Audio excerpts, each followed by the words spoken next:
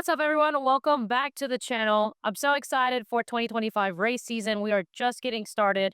In today's video, you're going to see me doing some test hit, knocking the dust off a little bit, getting ready to ship the car for my first race of the year. It's going to be in St. Croix, United States, Virgin Islands. And your girl is so excited because that is my parents' born state. So it's going to be so awesome to have this opportunity to go and race where my parents were born at. I have to hop into the history of things really quick because so many people are like confused on where my Puerto Rican side comes. So it's a long story, but I'm going to make it pretty quick for you guys. So long story short, my grandparents on my dad's side are from Puerto Rico. They started a business in St. Croix. They lived there, had the business for many years, and that's why my dad was born there, pretty much raised there as well.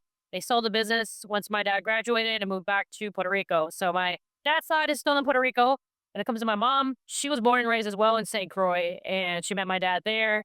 Moved to Puerto Rico with him. My mom actually has a grandmother who's from Vieques, which is an island that is basically a part of Puerto Rico. So it's a long little story, but I was born in the U.S., so I'm technically not really from either place. Your girl was basically born and raised here in the U.S., but I always am big on my roots. You guys can see behind me, I have the flags on the car. Everywhere I go, I like to represent because this is my history, my roots. Really excited, guys, because after St. Croix, we have Puerto Rico in March. I'm going to be racing there as well. It's crazy how this opportunity came. Never in a million years would I have thought I'd be racing there, but I'm excited. And then from there, back to the U.S. Pretty cool to start off the race season, racing in a different place, different track, never been to before. So I'm looking forward to it. Like I was saying, in today's video, we're going to hop into my test session that was on Friday. Today is currently Saturday. I'm here at GP1 Racing. Today's project is going to be taking the engine out because I want to ship the car down there with a fresh engine in the car. So I have my backup engine that's been sitting that's brand new. So I'm going to put that in the car and then service the one that's currently in the car with JVR engine. Picked up my new engine, gonna put that in today, between today and tomorrow, get all that going. And the car goes out on Tuesday. It's pretty scary to think that it's gonna be in the middle of the ocean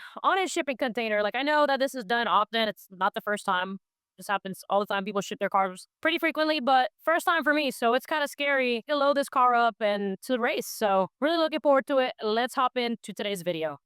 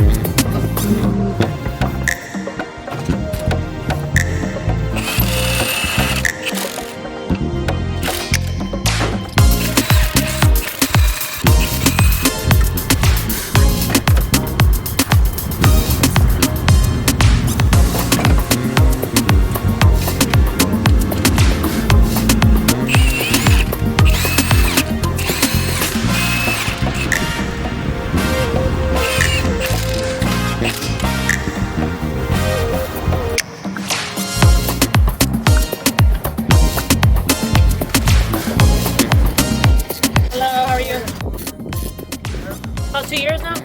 Yeah, going on my second year now of competitively racing. It used to be a street car, and I went down the track once, and yeah, I wanted to go faster. Now I'm here, so. 798, trying to go 780, so thank you guys. You too.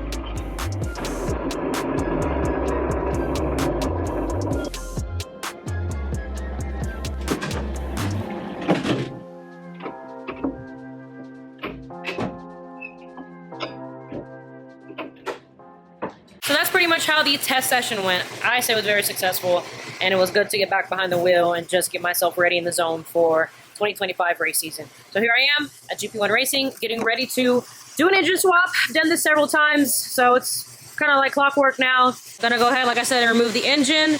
I want to give a huge shout out and thank you to Precision Turbo, guys. At my last race in December during that last pass, the turbo speed sensor basically got sucked into the turbo, destroying the wheel. That last pass sucked because I made a mistake that I've never made in my life by literally running the light and running beam. So it was definitely disappointing, but again, regardless of what would have happened, the turbo was toasted. So huge thank you to Precision for getting this back to me pretty quickly in a good timely manner. I was able to do the test session. Here I am today, like I said, getting ready to do the engine swap. Let's get to work.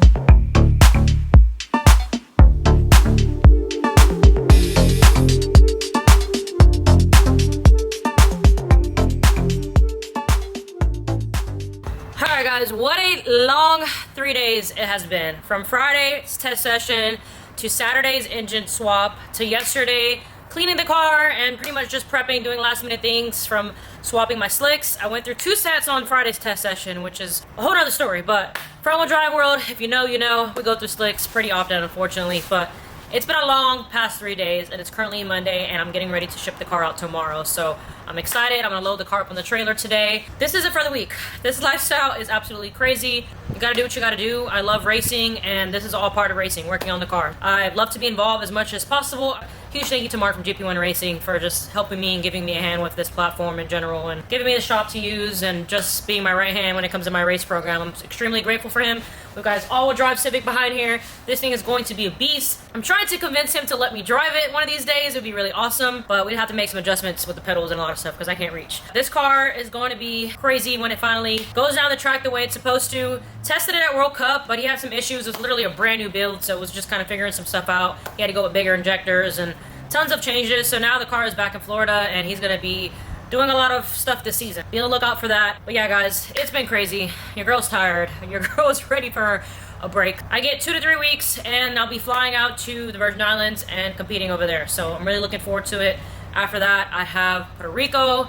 So that's gonna be awesome. St. Croix is actually going to be 8th mile racing only, which is kind of also why I wanted to test on Friday to just get some 8th mile hits, make the car more consistent in the 8th mile, and just, you know, get back in the seat, because I hadn't driven the car since the first week of December, and right now we're like to the 3rd week of January, so it's been quite some time. Now that that's all done, car's pretty much good to go, serviced it, and it's ready to race. So I'm looking forward to St. Croix. Even though it's only gonna be 8th mile racing, it's still fun. We save parts, so hopefully I get to like drive more than working on the car.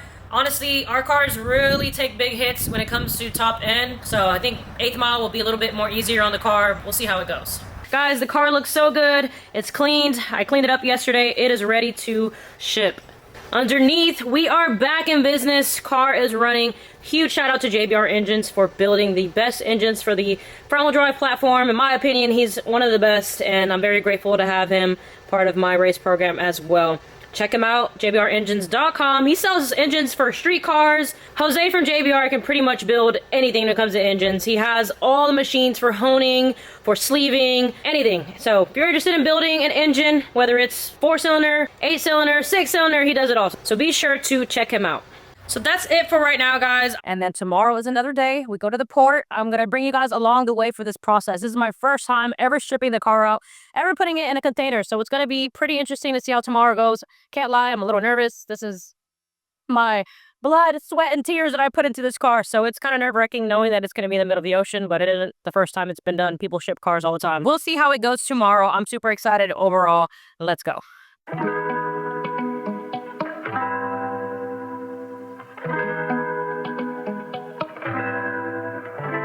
Here, 2.5 hour drive, made it to the container yard, and we're gonna begin the process. So I'm nervous. I'm curious to see how this is going to work. First time, like I said, ever doing this, so it's gonna be interesting. And I'm grateful. You know, I'm not trying to sound like we're complaining. It's just been 12-hour shifts these past few days. Last night, the podcast went amazing, but ended up being finished around almost close to 10 o'clock. So it was a long day. It was a long day, but we're here now. Let's see how this process goes with putting the car into a container. All right, guys, we made it. This is crazy to see and to think that my car is going in here. It's actually freaking scary. There's already water in here. Yeah, we'll see how this goes. The nerves are crazy just thinking that this car is gonna be in the middle of the ocean. So let's get this thing in here.